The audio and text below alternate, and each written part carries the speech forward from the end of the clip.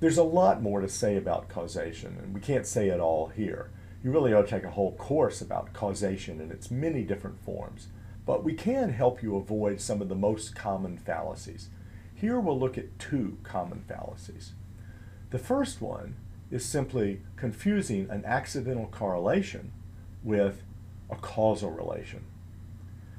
Sometimes this is called post hoc ergo propter hoc, or some people pronounce it post hoc ergo propter hoc. And what it means in Latin is after this, therefore because of this. And the idea is that they're correlated, one occurs after the other, and you conclude the second one must occur because of the first one. It's really just an accidental correlation, and it's a fallacy to conclude that it's a causal relation. And of course, the classic example occurred one time in a hotel with my son. We got onto the elevator, and I reached for the button. I wanted to push the button for the floor that we wanted to go to. But my son said, "No, Daddy, no, don't do it." I said, "Okay." And then he reached up and pushed the button. And just as he pushed the button, the fire alarm went off. And he started crying because he had made the fire alarm go off. But of course, he was just committing the fallacy of post hoc ergo propter hoc. The fire alarm didn't go off because he pushed the elevator button. It just happened to go off after he pushed the elevator button. Now that might seem like a silly mistake that only a child would make, but you'll be surprised how many times you can find this mistake being made in serious discussions in newspapers. Just take a look for yourself.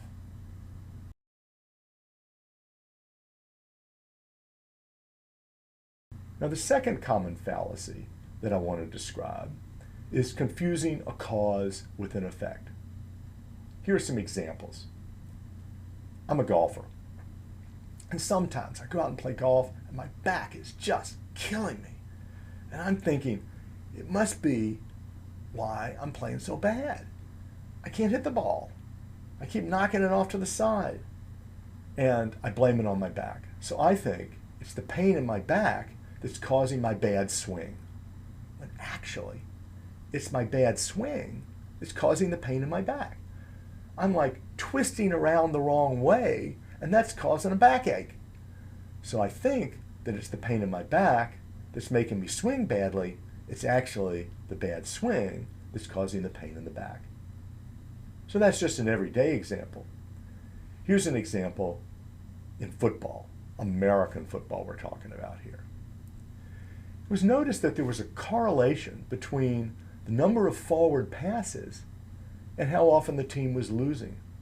Teams that had a lot of forward passes were losing more often. So some coaches concluded, well, we ought not to pass the ball so much because passing the ball causes you to lose. That's not what was going on.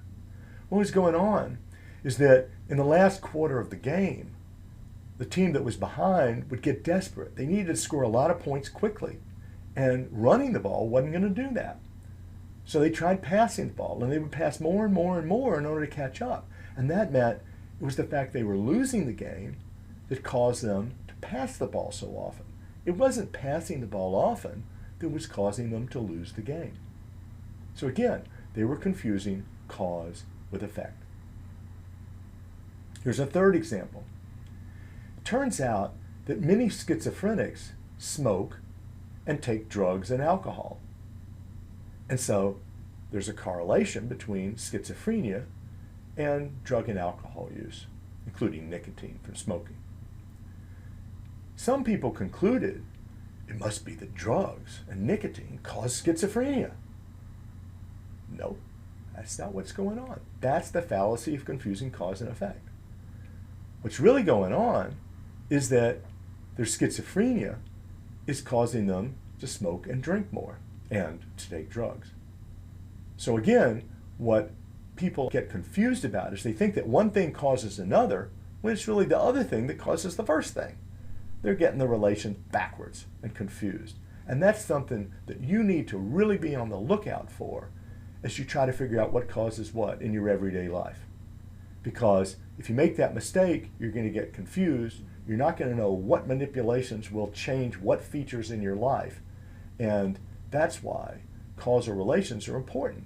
to figure out how to get around in the world and bring about the changes that you want. So watch out for these fallacies and do the best you can to figure out how the world works.